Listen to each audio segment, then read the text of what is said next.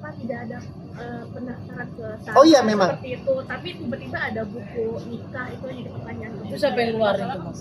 Wah, kalau itu saya nggak bisa jawab. Kenapa? Karena teknisnya kan tanya di mungkin tanya KUA-nya, mungkin tanya yang waktu itu mengadakan acara resepsinya, mungkin WO-nya dan sebagainya. Itu saya nggak. Tapi ada komunikasi juga nggak sama Rizky? Ini kan tidak terdaftar di KUA, tapi kenapa Ya, bisa makanya itu dia mengajukan permohonan.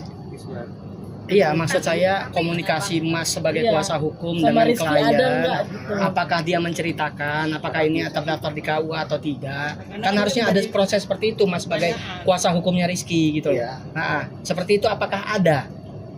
Maksudnya obrolan, Bang. Ya, obrolan ada, cuma ada kendala teknis, Mas. Udah, kendala teknis secara administrasi. Bukan pertanyaan aku soal apakah ada di awal pendaftaran ke Setiabudi, soalnya Setiabudi bilang kan nggak ada daftar, tapi tiba-tiba ada keluar si buku nikah itu. Nah, kalau boleh tahu itu buku nikah yang mengeluarkan KUA mana kayak gitu, Mas? Saya juga nggak tahu kalau itu. Kalau Mbak nanya ke saya, yang keluarkan buku nikah itu siapa? Oke.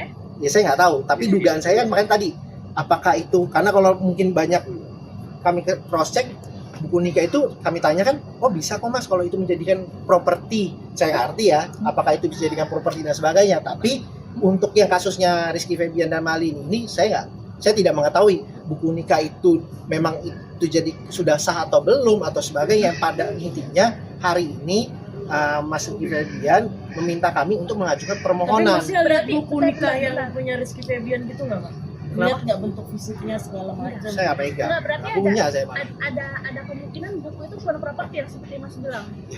Kalau dugaan saya ya, kalau saya, tapi nggak tahu kalau dari pihak sana, karena kan saya nggak mendalami itu. Kenapa? Karena di permohonan itu tidak ditanyakan buku nikahnya palsu.